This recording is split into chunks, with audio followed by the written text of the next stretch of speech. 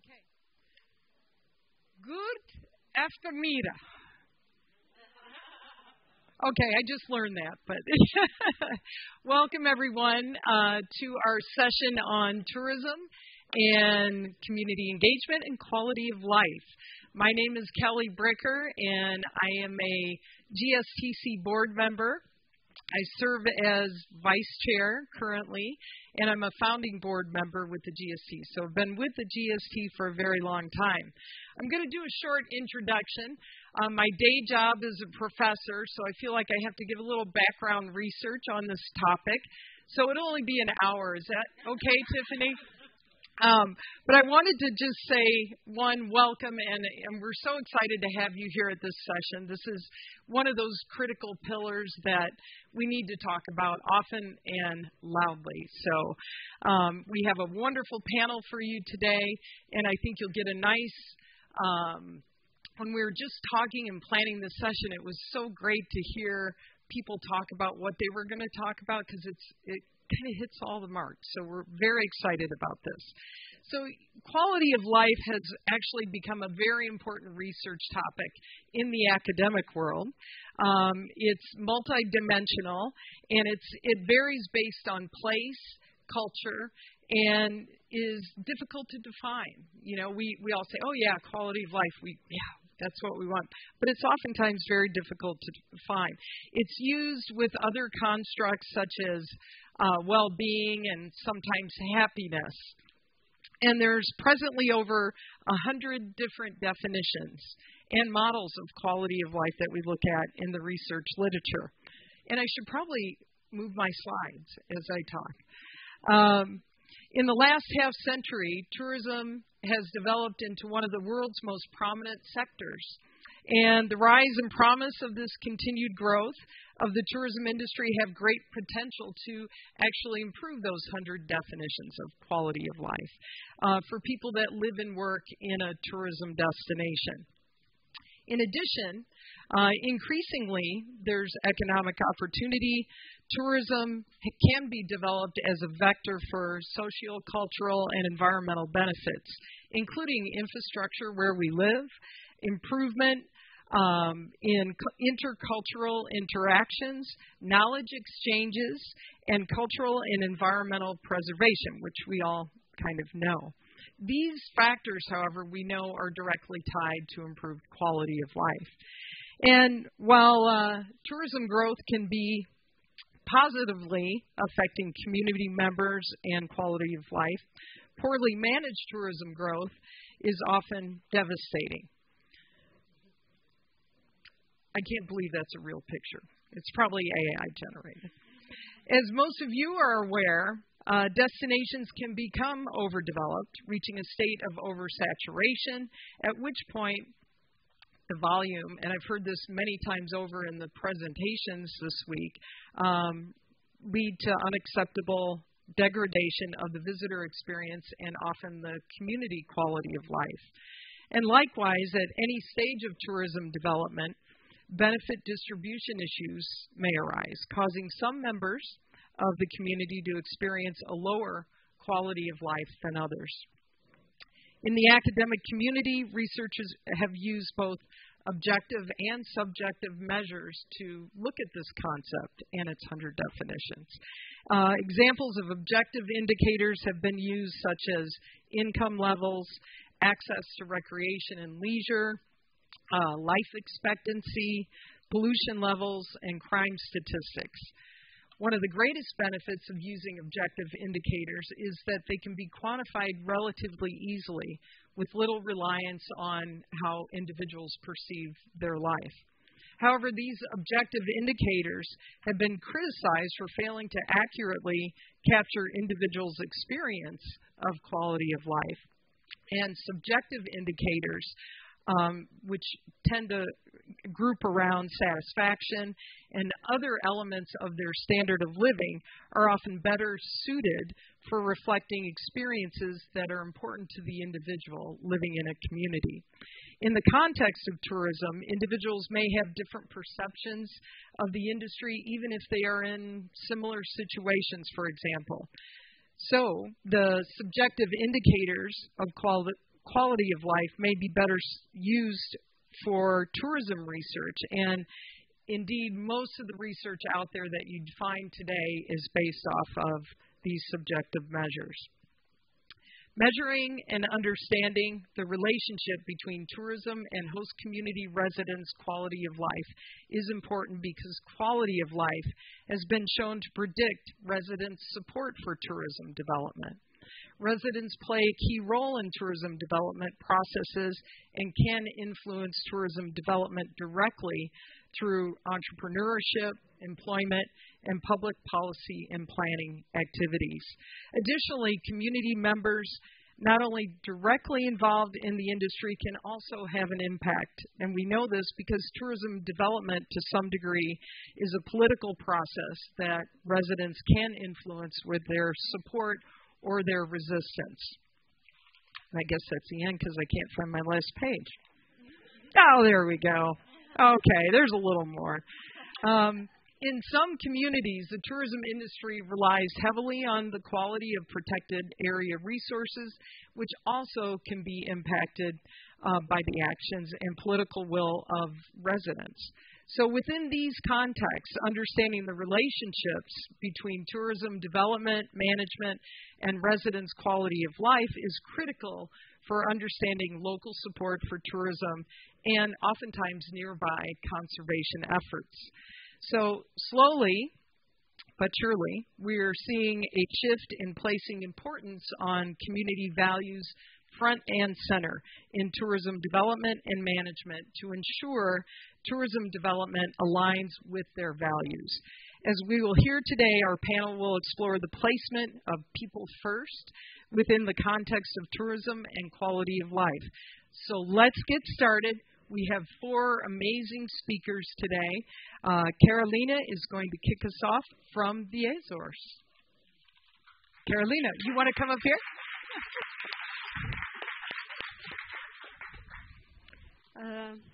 I don't know. I will stay here. Yeah, wherever you want. And we can move this back a little bit, maybe to give you some more wiggle room. We're so good. We got this. Okay. Very well balanced. Thank you.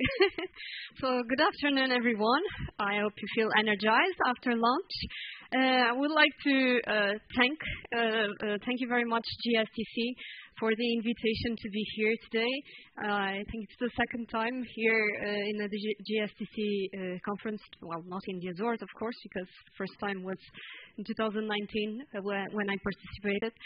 I came to give you a little bit of a framework about what we are doing in the Azores and in the scope of the certification process of the Azores as a sustainable destination with HeartCheck. So let's get started. And for those that never heard about the Azores or just a little bit about this destination, I would like to remind you that we are over there. Well, in the middle of the Atlantic Ocean. We are really, really tiny, so the dot about the A is bigger than the island. So we are part of Portugal, mainland, which is mainland, and we are one of the outermost regions of Europe. If we take a closer look, we can see that we are 9 islands. So this is pictures from each island, and they are really different from each other. We are about 250,000 inhabitants. The biggest island has 125,000 inhabitants, and the smallest one just 400 inhabitants. So it's really spread out, and we are not so near from each other as we can see here. So just to give you a little bit of framework about the tourism development in the Azores, since the beginning of the 21st century, tourism in the Azores has developed consistently. In 2015, this accentuated with the open of the airspace to low-cost companies. So tourism became one of the most important economic sectors in the region. And we wanted to really reinforce this strategic positioning towards sustainable destination. So the regional government in 2017 decided to certificate the Azores as a sustainable destination according to GSTC criteria. We did so, and in 2019 we became the first archipelago in the world to become certified as a tourist destination with HeartCheck. So Last year we reinforced our strategy. We updated our strategic plan, and we have four main premises. One of them is the distribution of tourism flows all along the other islands, not just São Miguel, which is the biggest island. Improve the conditions for stakeholders, and here we refer mainly to companies and residents. The improvement of service. We don't want ever to be a mass tourism destination. We want quality over quantity, and also to mitigate seasonality. So for all that to happen, residents should always be part of the tourism development equation. And how are we doing that? So if we want better tourism, first of all, we think in a better place. That's our biggest goal for the Azores. If tourism is only a good thing if it's good for residents. So the Azores DMO is working as a catalyst for sustainable development in all regions. We are involving many entities that are divided in working groups. Each working group has their own responsibilities. And we have, for example, a sustainability committee with regional tourism associations, federations, regional security groups, universities. The public working groups with the regional government directorates that are groups by themes. We are tackling all dimensions of sustainable development. So this is not just about tourism. This is much more. This is waste, energy, water, much more than tourism.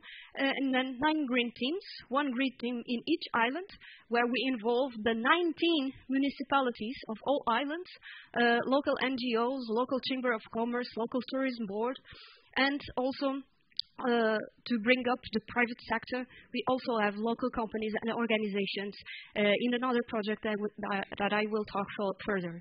So it is fundamental to involve the green teams because they are the ones that are working on the field. They know more about, much more than I do, they know more about the problems, the challenges that they face locally. And we really need to hear them so that we can promote solutions. So these are the green teams in every island, and they are the true protagonists of the sustainable development of the Azores. Through hearing what they have to say, then we can collect the main challenges and priorities that need to be mitigated in each island, of course, with the benchmarking results that are a result of on the scope of the certification process.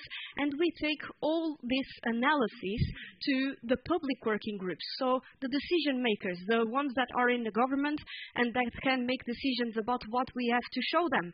So we showed them that each island has many specific problems and challenges, and the whole is a sum of the parts.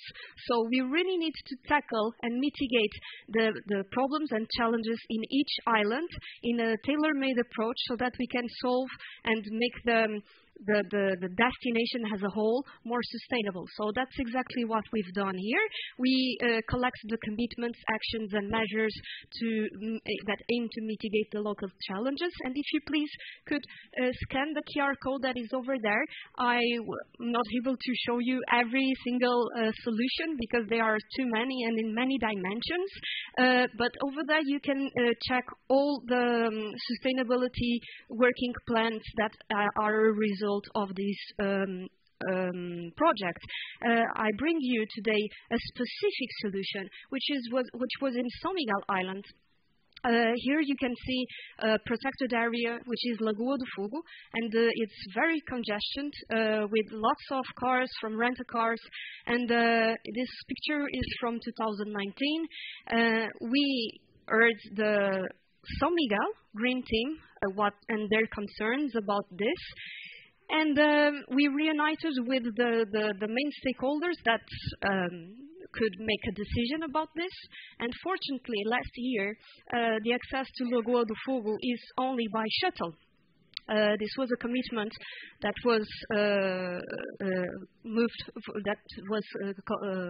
from the regional secretary of tourism. And now, from June to September, we could sell for more than 40,000 tickets This is just for high season. The shuttle is free for residents. There were some residents in the island that never been to Lagoa do Fogo before, and with this shuttle they could go there for the first time. The residents' quality of life improved, so happy residents, happy tourists. So I would like to talk about the evolution in this project, the Sustainability Charter of the Azores. So we are involving mainly the private sector here. And the last time I presented, we had 3 commitments that each entity would make to subscribe to this project. Nowadays, we found out that this wasn't working very well because the entities are very different. They are different dimensions. One are SMEs, one are bigger organizations. So they cannot all integrate sustainability in the same way, and their paths are very different. So the true commitment with sustainability is the path. So we've divided that path in 4 different moments. And in each moment, the entities, the subscribing entities, have a tailor-made approach with full support from our team so that they can integrate in a very comprehensive way the sustainable development goals in their core businesses. We have already more than 300 people empowered in this that are from different companies, more than 60 realized events in all islands, and more than 300 hours of consultancy. And it's interesting because as the municipalities are part of the Green Team, now we can, through the Sustainability Charter of the Azores, we can actively report on the SDGs. So this is a collaboration with a national entity that we've made called SDG Local, and each municipality of the Azores is reporting on the SDGs. So this is Corvo Island, the smallest island of the Azores. They are reporting 95 indicators. We can see that the indicator that they contribute more is SDG number 10. Each municipality can contribute with best practice over there, but the rest of the members of the Green Team, so the rest of the community, can contribute with projects, and it looks like this. So here we have a map of best practices and projects. Each best practice and each project is associated with SDGs indicators. And because of that, we managed to have a dashboard about how the 19 municipalities and the green teams are contributing to the SDGs. Please make note that this is really, really recent. We just implemented this year, so we can't see a great evolution of the SDGs. We would like very much that almost all of them would be up there, but we are happy to see that SDG number 11 is over there. So just to wrap up, you are also part of this strategy. So what can you do if you go to the Azores? Please visit the 9 islands. Yes, I know the Azores because I visited San Miguel. Well, this is not true. Spend more time with us. Longer stays mean less carbon emissions, more cultural exchange, and you feel more educated about our culture and traditions. Visit in the low season, so we are a year-round destination with mild and consistent temperatures all year. And of course, act responsibly. In the website that you have, you will find many tips about how to be a responsible tourist. So thank you very much for your attention.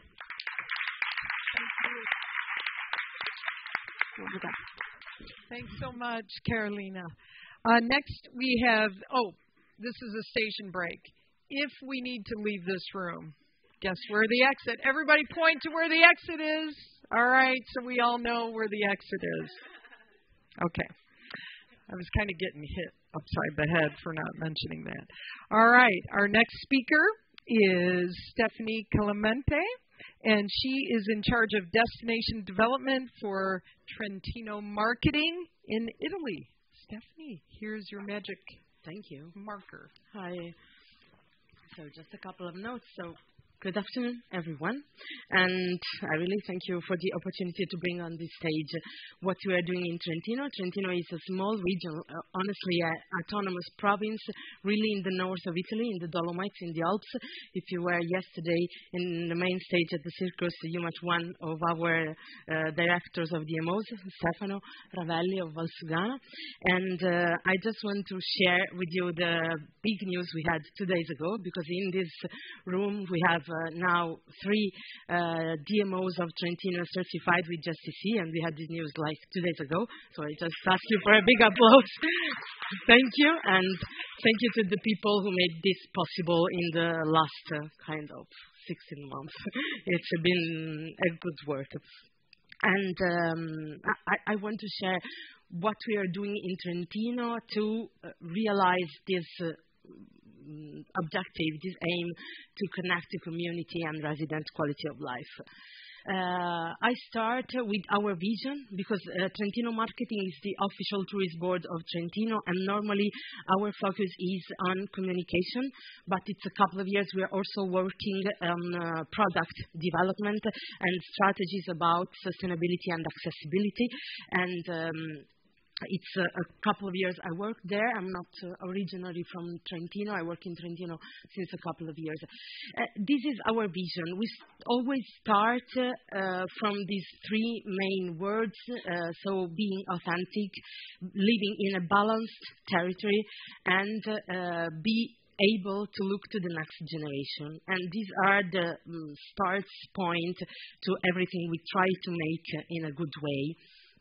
And we have decided to work on these 6 macro objectives, so a sustainable and accessible area, destination, an open year-round Trentino. We have big seasonality, winter and summer, so we're trying to develop everything during all the year, working more to de-seasonize everything, and aiming for bad occupancy rates over the medium term. And of course, the main and the one we are discussing here today, the ratio between residents and tourists. Of course, a robust and competitive digital ecosystem that helps us to combine the connection also between residents and hosts and tourists, and an efficient and coordinated tourism organization. As I was saying, we have 12 little DMOs in the province, in the destination, that helps us to create very powerful projects and coordination. We were thinking about our values, our starting point, and now we have the Trentino local community in the middle, in the center, and landscape values and lifestyle will always be coordinated in developing a communication, but also product development. Of course, it cannot also be a matter of communication, but of course it needs to be a matter of product development on projects that we are starting and following in times. And we are trying to connect everything with the SDG criteria and sustainability, according also to GSTC standards, because we are trying to forward the GSTC certification in 2026. We're going to host the Olympics, and our main objective is to have the all Trentino DMOs certified by 2026. It's a big goal, but hoping to join it. It's working? Yes. And starting from the 3 points, so local community, accessibility, and take care of sense of limits, I would like to share with you some of our projects we are working on to show how we are trying to let the community engage and residents' quality of life in a good way. So we're starting with Trento. Trento is the main city in Trentino, and this year is the European capital of volunteering. So the commitment of local community and residents is really important. And I just put an example. The Proloco, who is a local association that's creating with the aim of promoting and developing areas before DMOs, before Trentino Marketing and Visit Trentino. There were already there was already a Proloco in Trentino which started. So everything started from local community, from the power, the energy, and the will of the local community to promote the area and host tourists in the city. The communication campaign, of course, it's in Italian. Condividere la felicità significa moltiplicarla, is sharing happiness means to multiply this happiness. So the reason is sharing with locals, but also with tourists. So all the events that are going to be hosted in Trento and in Trentino for this year of volunteering capital have this focus, this path to share this happiness, to stay and live in Trentino. And the picture, of course, is so funny, and there are a lot of pictures now in the city showing how to be happy staying in Trento and in Trentino. It's really funny. The second project I would like to share with you is Musica per Tutti, so music for everyone. It's strictly connected with accessibility. Trentino has one project in Italy about accessibility. It's called Trentino Open, and we are trying to make all the effort to be inclusive and to promote accessible destination.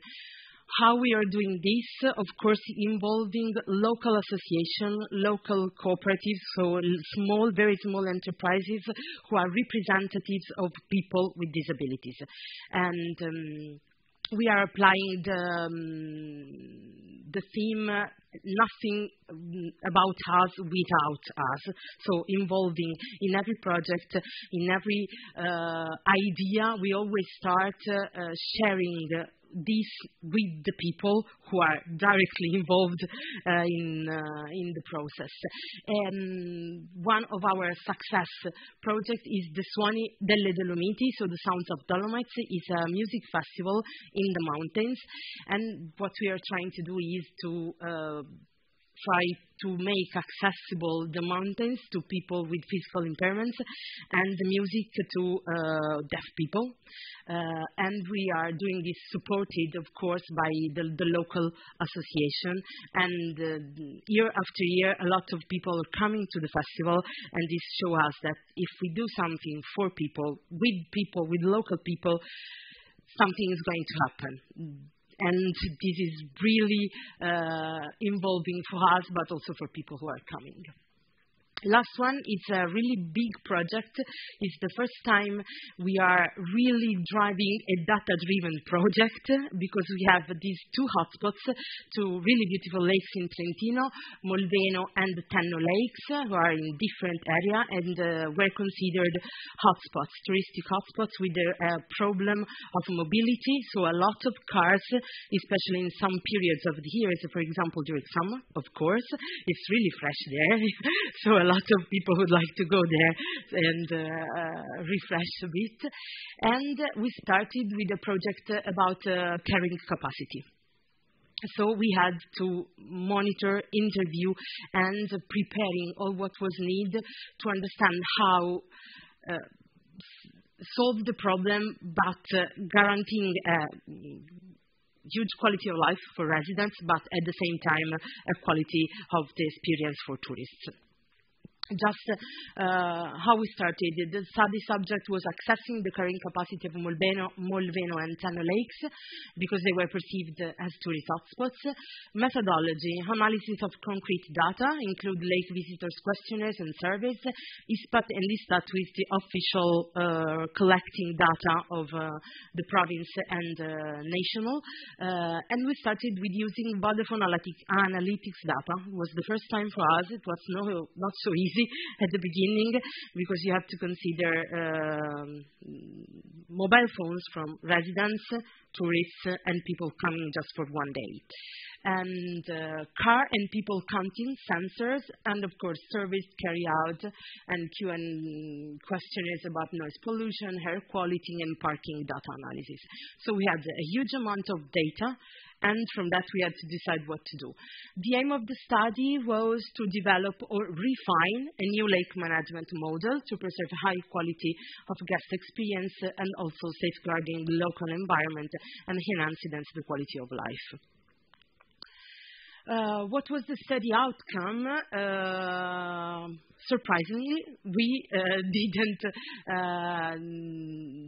there was no urgent environment degradation, fortunately, and the lake experience was in some days very difficult because it's combined between peak times and high visitation from day tippers and tourists. And of course, in the period from June to September, it was really, really hard, the very difficult period. So the next steps were to gather community feedback, so on and so on, just to have always contact with local community, and a study of parking reservation system and improvement of the road system, because the main problem was about cars. So the main problem is not degradation, is not the impact on local communities can still afford the problem, but the main problem is about cars. So we're trying to find another way to reserve the parking or let less car arrive to the lake, so organize some point where park, or organizing other systems of mobility, maybe slow mobility, collective mobility, to avoid old people arrive to the lake by personal cars. And of course, implementing some seasonal adjustment, making some long season instead of June to September, a little bit more longer. Finish quite in time, yes. And I wanted to share this picture because this is what we like about our place. It's nature, it's being in the nature without having the crowdy and super hotspot place. Our claim is breathe. You're in Trentino. It's what we want still, that people, local and tourists, live in our region. And also after COVID, this is one of our objectives for everyone. Thank you.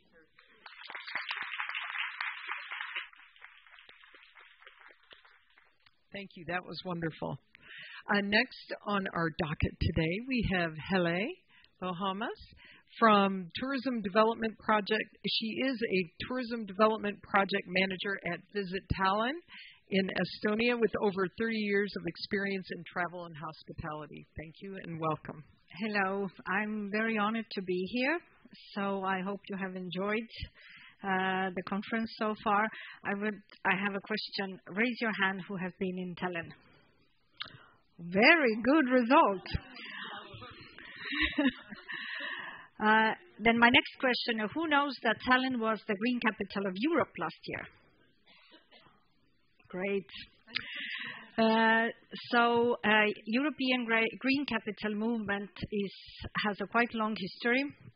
And I'm going to talk about today what we did with the community and local residents during this, for us, very important time. Because for us also, for Tallinn, being a green capital of Europe was a very big honor. And the path or this competition took from us quite many years until we got selected as a green capital. And it was somehow this turnaround point during the COVID time when we got back this strength and trust that yes, we can, because COVID affected also Tallinn a very hard way, because tourism is a very important part of our infrastructure. We have a lot of jobs were in stake, and somehow we needed this kind of community spirit to fight forward. And being green capital or gaining these results or engaging community for us was a very important thing. I'm not going to present tourist facts, this you can read in internet, but as a context, why for locals, your home and your place is very important, is visible here. You see that Tallinn is a very green city, and also the main picture was not very used picture in the city marketing, because I especially looked a picture that is not from the brochures, but more showing how green and local we are. And this gives also this strength and importance to our local residents, why we do care about our home. And what we did, now I have a second question. Do you know about World Cleanup Day? World Cleanup Day is also comes from Estonia, 2008. The NGO Let's Do It World arranged the first cleanup day, and this movement has been going on, gathering plastics from the sea. We had cigarette butts, what we were chasing from the seashore, and it has now during the September, there's a whole week of activities, and I encourage communities to join to this network, because this gives also communities such a good way of reasoning why we are doing something, and when we're doing it for us, then we're doing it also for our visitors. And we have also tended in our DMO not to talk about tourists anymore, but we do talk about visitors, because COVID changed a lot, and COVID also changed how much the locals are traveling.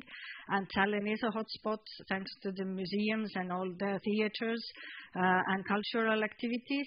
So we do feel that it's very important that our Estonians who travel to our capital feel themselves welcomed. Activity days is something also very interesting thing. It's very historical. It's a heritage. It comes from centuries ago when the farm, they gathered nearby workers for 1 or 2 days during the harvest or a spring season time to work and to gain the better results. And activity days was also offered to the city visitors last year.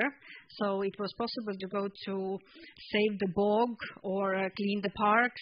So everyone who wished to join these physical activities in our botanical garden or in our zoo or different other places, they just had to sign up, and it was possible there was different events. They were doing the bird's nest and et cetera things.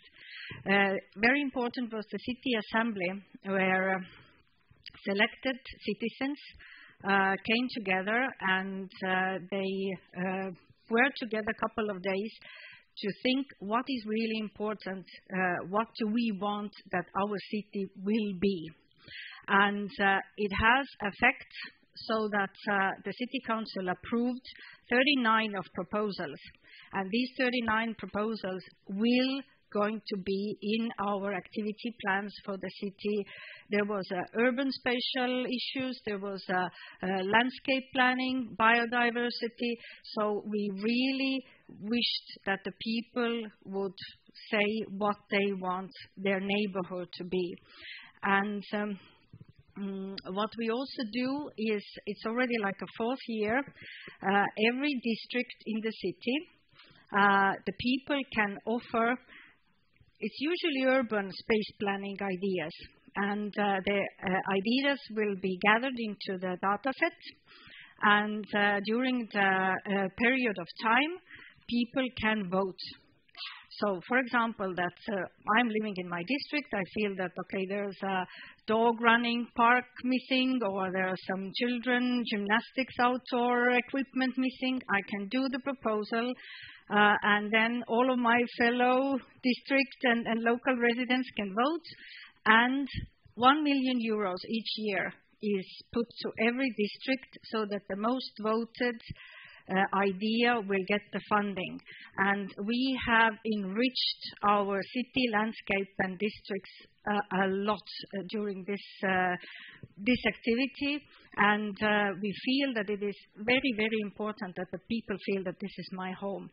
Because in our societies nowadays, we tend to talk about a lot of individualism, that it is spread and people are too much in phones and getting around into whatever web issues, but we need to bring people together.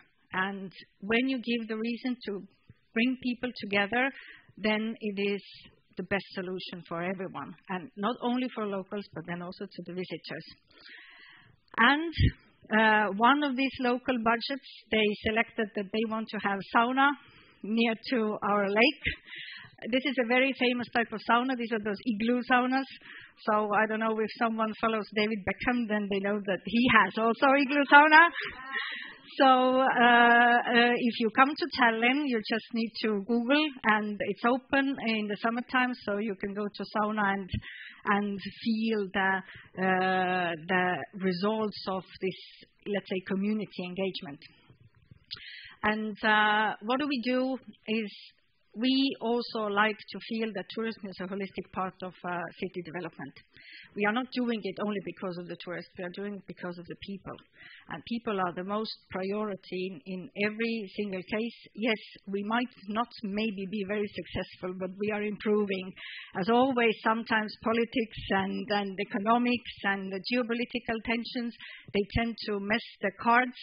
But we really feel that we need to start from something and to bring this local engagement and the people in decision making way, then it's important. And one very good thing, very quickly, my time is running up soon. This is our medieval town hall square, and during the Green Capital of Europe period, we did the pop-up park there. And first of all, of course, there was, what are you doing? You are messing up, because there was a lot of restaurants and cafes, and everybody was very stressed that now we will lose the visitors. But it was quite opposite. None of the restaurants lost visitors, but the people were able to enjoy this medieval surrounding, read the books, rest. There was a signs of those plants, so that they were local plants, so that people and visitors could understand that what is this plant, what we are going to do with it. And it was so successful project that we are continuing it. So the pop-up park, at least this year, will come to the town hall square, and it will also come to the next years as well. So for us, it was very good that we are actually in the city and tourism department. We are working very closely together with the Stockholm Environment Institute in Tallinn. So we like to evaluate a lot of things and many things what we did during the European Green Capital period. We evaluated with the Stockholm Environment Institute, and they also evaluated this park, and it got really good feedback from the visitors and also from the locals. And what do? Of course, we are data-driven, so we have monitors around our old town, so we know how many people are visiting the old town, because sometimes old town can be crowded, because we are also the cruise destination, especially in summertime. But I think we do it annually. We ask local residents to evaluate how do they feel amount of tourists around the city. And I think this is very nice. You can see that the peak, 18, 19, of course, everybody was too much of visitors. We don't want maybe that. And exactly when the COVID came and there were no tourists and no visitors from abroad, people immediately felt that we still think that should be better. Also what is in this sense important is this balance. And I think every destination who very heavily is affected from the tourism income, they know that finding this balance between the locals and the visitors is very important. So there are no unique recipes. So each destination is different. But maybe for the Estonian, yes, maybe this is a success, but historically Estonians have never been very good cooperative people among each other. But now when there is a big generation change and there comes young people who are more connected, they are more traveled, they feel that it's nice to relate with people. It's nice to share experiences and to really give these good initiatives back. And if we share those ideas, it's only good for us. So as in this food waste panel was said, that we are soulmates. And also I do believe that the destinations are soulmates. They are not competitors, because we cannot compete each other for the tourist numbers. We should do more to give this very good idea forward, that we are here to do something good. And I very much liked it that tourism is a peace. And we should give people back this hope that there is a peace, and we do it because we love it. Okay. Thank you. Thank you so much. Thank you. Wonderful. Thank you so much. We have one more speaker, and then we'll go to a Q&A. So get that Slido ready. Our next speaker is Sarah Justine Villeneuve. And she is the Director of Development and Financial Assistance Programs at the Tourism Montreal. She has extensive experience in tourism development and has also played an important role in moving sustainability forward. So please welcome our next speaker. Thank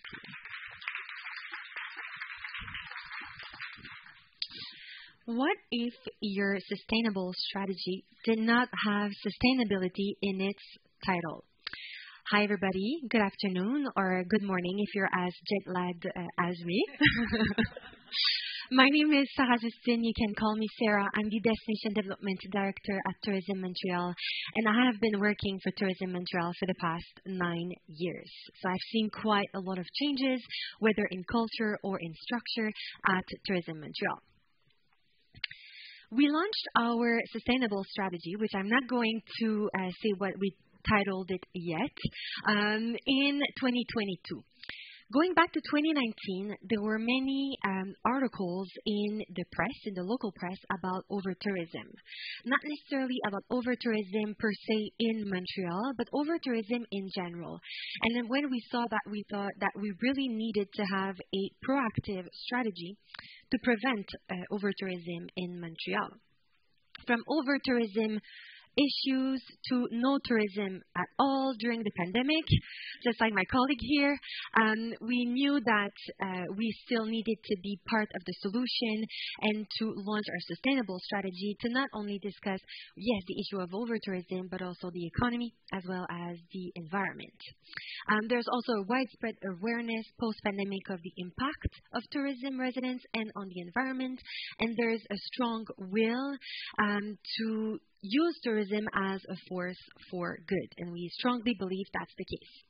And so we launched our strategy, which is called Harmonious Destination. And we should have thought about how difficult harmonious is going to be to say in English before we use that word, but I put it on the board so you guys can see.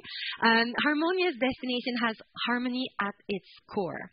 Harmony with nature, but obviously harmony with the residents and the local population. We've launched Harmonious Destination came after the idea of harmonious cohabitation. And so we launched our strategy with my colleague Fanny, who's here, in 2022, in May 2022, so about a few months post-pandemic. And we had a vision, and we still do have a vision in that plan, which is to encourage the development of an exemplary tourism destination by 2030, by having a positive impact on the local community and the environment. So this is our vision in our sustainable plan, in our Harmonious Destination plan. It's not our vision of the whole Tourism Montreal strategy, but I'll come back to that afterwards. And so how do we do that? By promoting the harmonious cohabitation of the local population and the tourists. That's at the core of our strategy. By promoting responsible tourism within our ecosystem, by ensuring the organization of environmentally friendly business and sports events, and by encouraging sustainable business actions that promote growth. And I'll come back to that a little later. So we launched our strategy in 2022, and I wanted to show you how it had an impact. I was mentioning cultural impact, social impact within Tourism Montreal, how it had an impact on our bigger strategy. And so if we're going to our vision, Tourism Montreal's vision back in 2018, in our strategic plan in 2018, nowhere can you see the word sustainable, or nowhere can you see the word population, local population residents. And so this is something that was not really on our mind at that point. Like I said, we started thinking about that a lot more as of 2019. But now, we just launched our new strategy at Tourism Montreal. And as you can see, it refers directly to sustainability as well as cohabitation between visitors and Montrealers. So this is to show you that our sustainable strategy had an impact on our bigger strategy at Tourism Montreal. And here we're mentioning sustainable growth, and there are many different ways that we can measure growth in a destination. And not only with heads in beds, right? You can't change things by measuring the same way.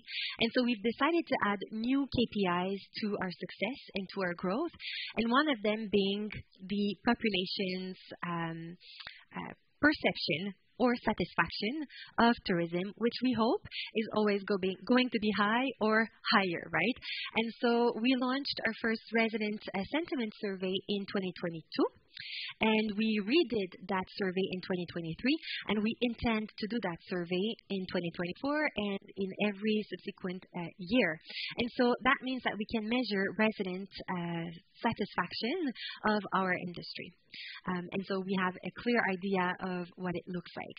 And one can probably ask what a DMO's implication can have, right, in this perception. Well, one thing for sure, if you don't consider the residents or the local population, then it will show in the results. And in terms of what we assessed in that survey, we looked at the index of support for tourism growth. We looked at the index of tourismophobia, as well as the overall perception of tourism for positive and negative impacts. And I have a few results here. So in terms of support for tourism growth, our results were good at 71%, which was 7 points above average. And so with comparable destinations, obviously, as well as 84% were proud to welcome tourists, and 83% support tourism growth. And so we thought, okay, these are quite good results. We've only been assessing for 2 years, and we need to make sure that they remain good.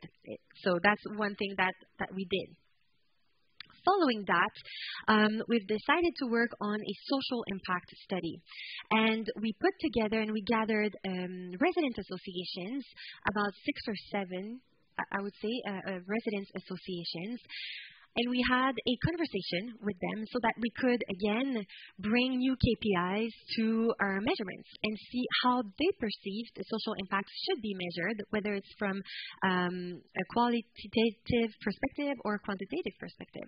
And from these discussions, we understood that there is not any activity that is 100% beneficial or 100% harmful. It's really about making sure that you have a good balance between your residents' needs as well as your tourists' needs.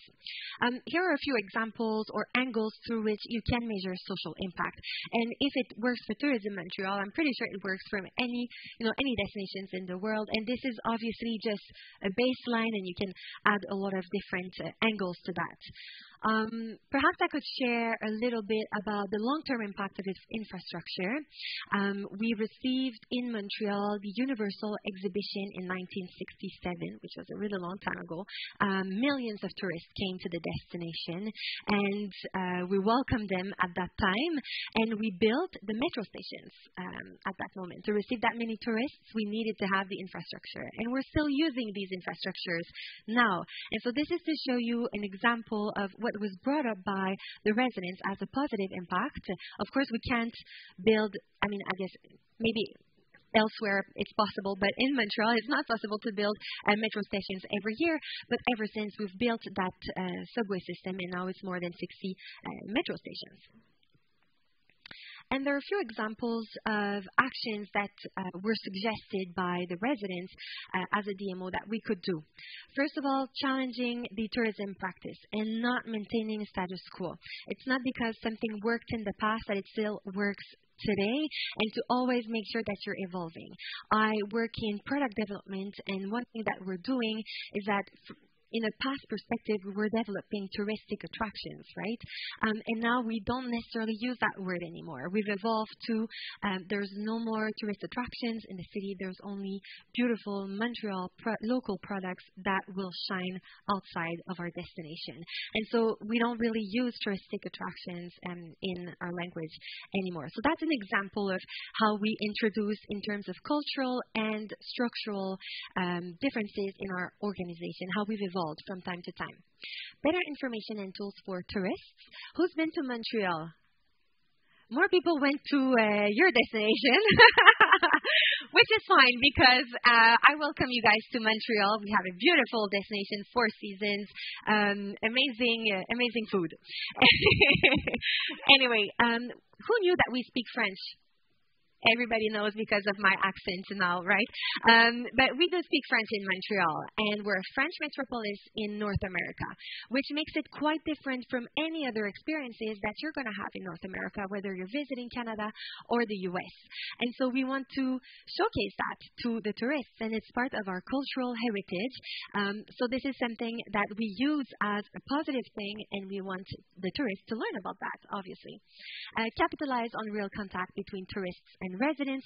Nobody gains from having tourists in only one district and residents in their neighborhoods. We're trying to really merge the two together, and we do that by many different strategies, but we're really trying to avoid to do something as only touristic attractions, like I said. It comes back to community integration and positively influence regulations. In our case, we spoke publicly about the issues on construction issues, for example, in the destination, as well as mobility, because that was something that was brought up in our survey. And so we want to make sure that we defend the residents' perspective as well, not only the tourists, and this is also a purpose that we now have, and promote hospitality through our language. I talked about that. And this is an example of what we did in terms of product development, like I was saying. This is a way for tourists to take pictures of themselves with the Montreal view. This is in the city center close to the river, and this structure mimics the Hollywood structure. I'm sure you guys are thinking, well, it's not as big. You're probably right. But it's something that we did to showcase, the fact that we speak French. Obviously, we're able to welcome visitors in any language in Montreal, being a very diverse city. The wood for this structure was taken from trees that were cut because of a specific disease that affected trees in Montreal.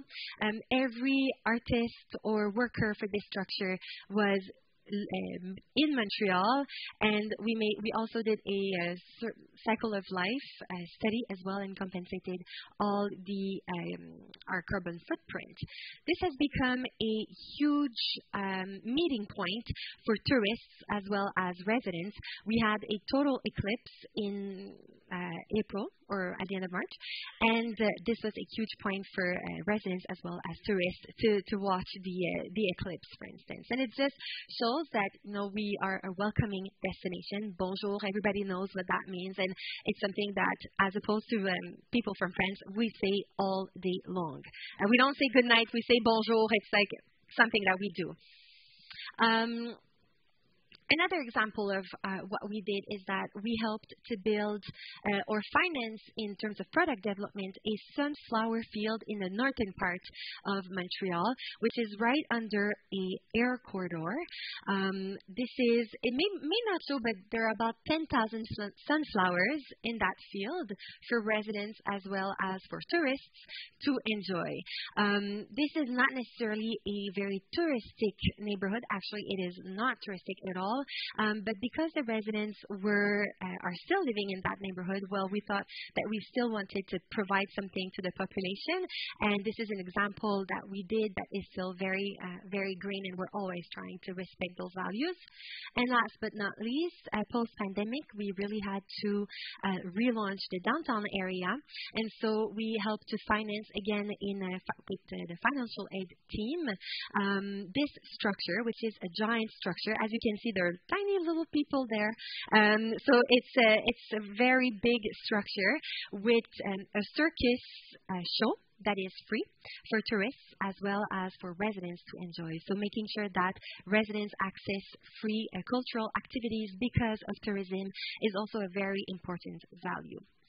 So I think that's it for me. Thank you for your time. Thank you. There you go. Okay, at this time I'd like to invite our speakers up to the front, please, for a Q&A session.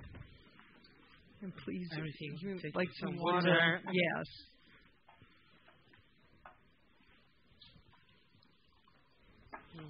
Sorry. So, lots of interesting themes from our speakers today. So thank you very much. I was writing crazy and I can't read my writing, but I'm going to give it a go. Some of the things that came to the forefront, I think, from all of you was the importance of establishing a vision for the local destination, for the residents of the community, and the importance of engagement in the planning processes. So everybody talked about engagement and action and, really hands-on involvement. And I think there were lots of examples, and even just recently, of what's good for residents can also be good for visitors. So that came across as significant in my takeaways. Then I also thought that it was really interesting that all of you in some way are measuring local sentiment, right? And in order to understand what they're thinking, feeling, you're engaging them, but also measuring that over time. And that was very good. And then this idea of pro loco, right? I love it. That is a great slogan. It's something that people can get their heads around and really, I think, establishes a transition in how we think about tourism destinations to really focus back on the importance of our residents that live there. Establishing KPIs for satisfaction, striking a balance was also mentioned, and all the linkages that were established to improve quality of life generally, the environment, the entertainment, the cultural aspects.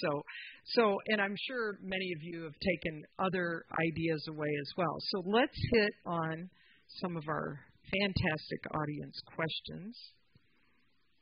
No, I don't want to take a picture. There we go. Okay. So this is by Mr. or Mrs. Anonymous, and they are asking, can anyone in the panel offer examples of involving local minorities or indigenous groups in tourism development? So why don't we just start down at your end and work our way? The autonomous province of Trento is an autonomous province because of 3 language minorities.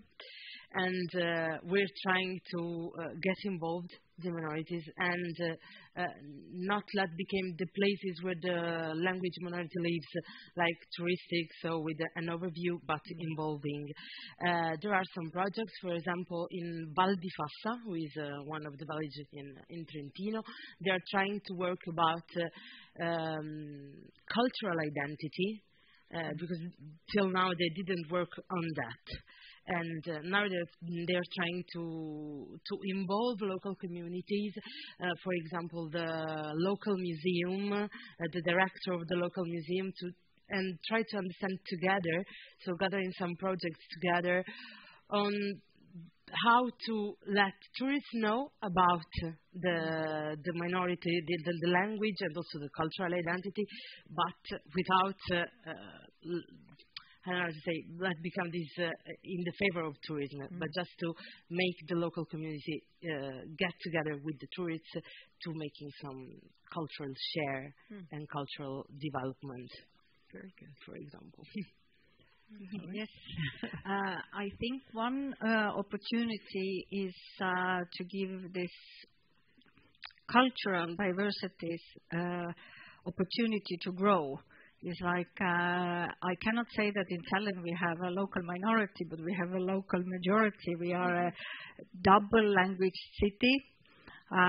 We are Estonians and Russians living together, or Russian-speaking Estonians, and it is the way to support, and we want to be equal also with the minorities and with other cultural groups, is to give them way of expressing themselves and use it also in the promotion, like for example Ukrainian community or Moldavian community, that they can show, and also it is possible to involve, but it's together with the companies like who are offering the products to the foreign visitors, that they are able to showcase then what they are doing. Either they are dancing, singing, doing some baking for the group. So this is the way how to create this cultural access to then enrich the destination's diversity, let's say.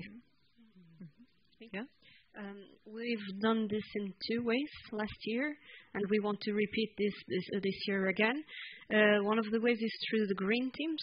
So we have a representative for many associations, local associations, and so these associations are not just about the environment, are social associations, cultural associations. So we want to involve many groups from our society, not just about the environment. And another way was through open forums in all islands. So we planned open forums, and everyone that would like to participate, know more about what we are doing in terms of the sustainability tourism strategy, could come to these forums, to these open forums. And it was we did a like 10-minute presentation, and we wanted to give voice to the people that participated, to hear them about their concerns and how they could contribute to the global strategy. And in our case, for the social impact study, we've made sure that the associations around the table were including local minorities. Nothing about them without them, right? Somebody mentioned that a little earlier. And so we've made sure that they were represented. We're also starting a new consultation next week with residents, and we're also making sure that it's a diverse group. We prefer not to take part in the consultation if there aren't diversity around the table. So it's really important. And in terms of indigenous groups in the tourism development, this is something that we're working on, definitely. And the president of our tourism product development group is the president of the Indigenous Touristic Association in Quebec. So we're really trying to always have that perspective on tourism development. Thank you. But I have to say this is still a work in progress. So, yeah. Thank you. Yes. There are several questions around the concept of over-tourism. And so I'm going to start with one and hopefully follow up with some of the other questions here. But how do you bring awareness to communities against over-tourism, and basically how do you address over-tourism if that's a problem in your communities, and especially when there's the economic development piece tied to more is better sometimes in people's minds, and sometimes there's a division of that, right? So how are we dealing with the concept of over-tourism? Why don't we start in the middle? She's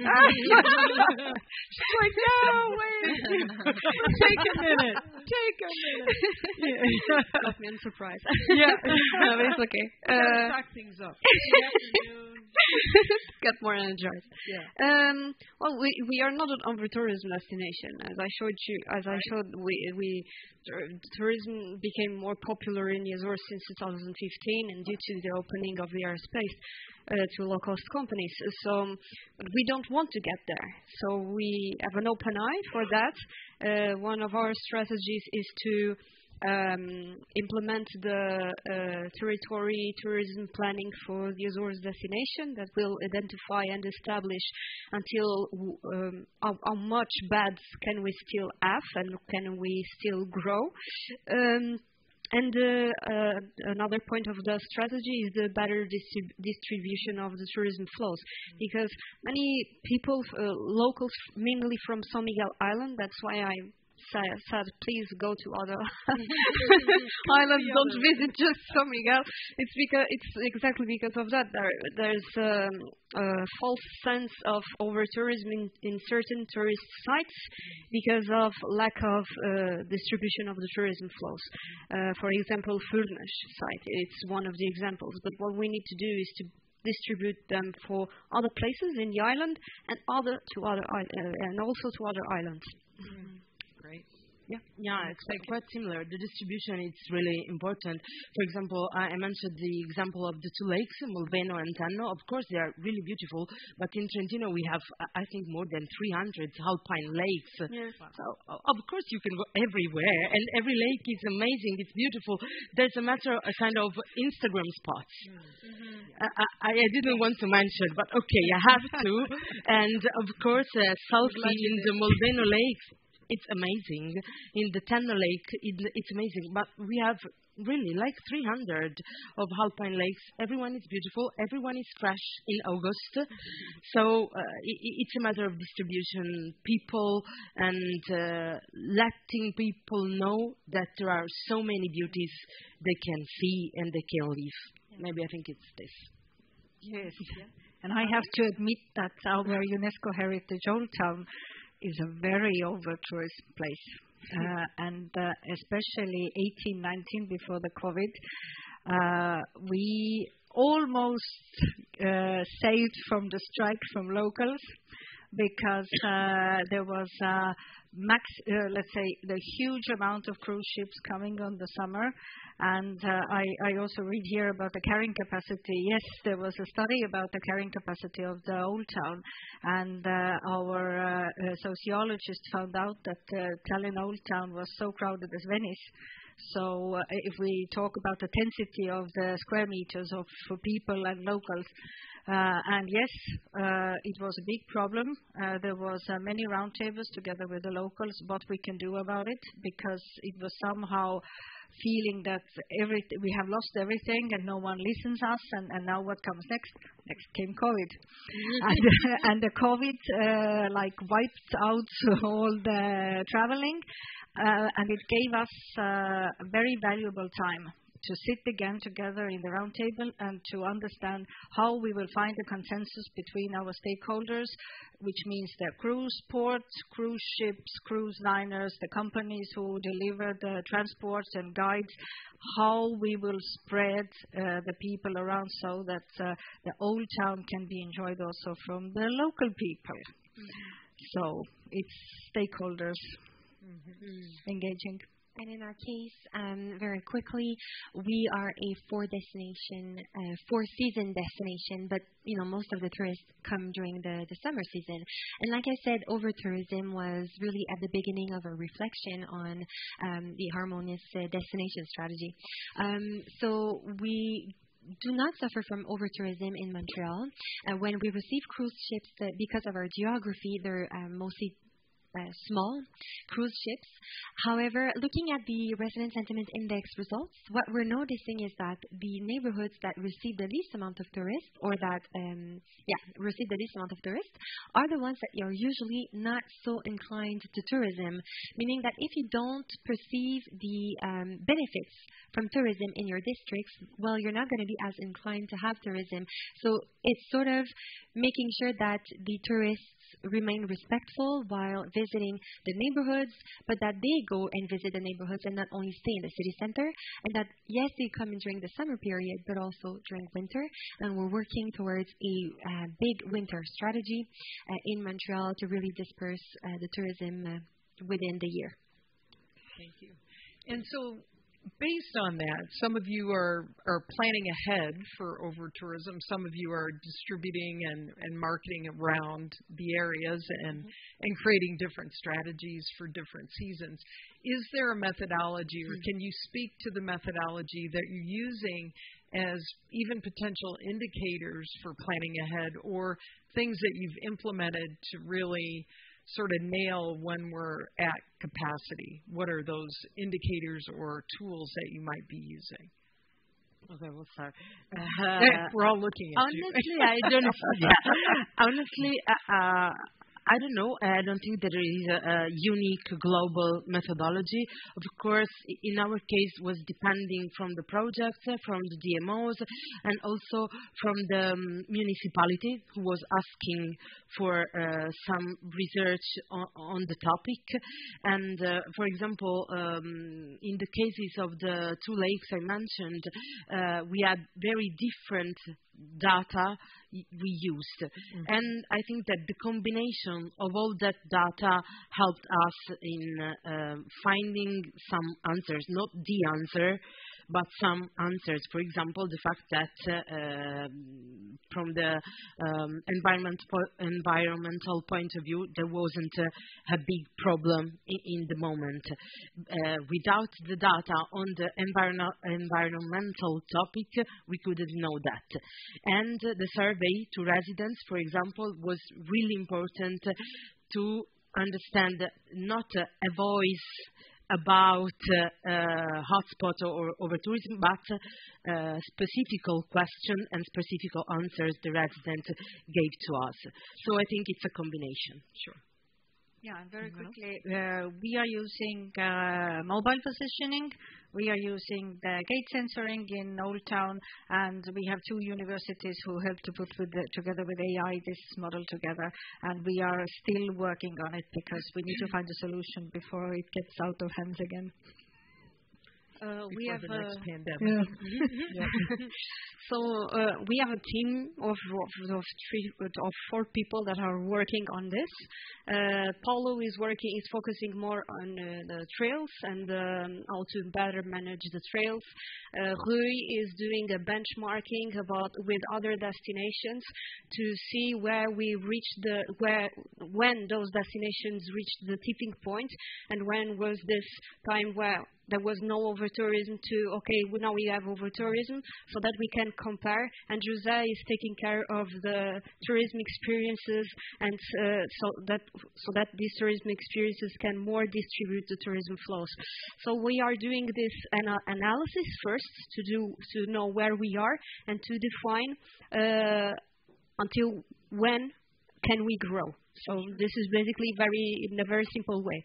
And of course, the EarthCheck certification process is a great tool for sustainable destination management as well. So we take a look always on those indicators. That's great. Do you want to add anything? In our case, capacity has not been an issue so far. Montreal is a very wide island. However, this is something that we intend to measure in the future. And for now, we're really just using the resident sentiment index to measure the sentiment. And I would just add that carrying capacity is there's not a one number. It's not a number answer. A very complex topic. And it involves social, environmental, and physical capacity, infrastructure capacity. So if you want a tool to go to that's maybe helpful in conceptualizing it for your destinations, our National Park Service has really broken that down, and that term, and then there is a tool online, and it's for visitor use management in national parks, but you can apply it anywhere, and it's a very good framework, and we'll be sure to get that out there with some of the information that comes from this session as well. But a really good tool to help you get your head around the complexity of that idea. Last, we're going to take, we're minus 1 minute and 27 seconds, so we're going to go AWOL here for a minute and just highlight the best project that you've worked on in your career. Quickly, but just rapid fire. Accessibility one, Trentino Open now. Okay. Great. Yes. Hello. Oh, there are so many, but maybe our food sector and restaurant work that we do. So we have a very great partners in Scandinavia. So we try to lift up Estonian cuisine and good produce also to Nordic. We do believe that we are in the Nordic level. So that this is one of the very good projects that we are working on, and of course accessibility as well. So excellent. Mm-hmm. A career. Yeah. Okay, but yes. Well, to improve the well-being of locals, I think focus on locals because the residents they are the true managers of the destination. If they say, okay, we don't want tourists anymore, we're screwed. Yeah. So in the scope of the certification process to improve the quality of the Azorians, the quality of life of the Azorians. Yes. Beautiful. Both projects I've presented today is the launch of the Harmonious Destination Strategy and the Bonjour Montréal structure. Yep. Excellent. Can we give this wonderful panel a nice round of applause? Thank you. Thank you so much. Thank you. And the exit door is to your left.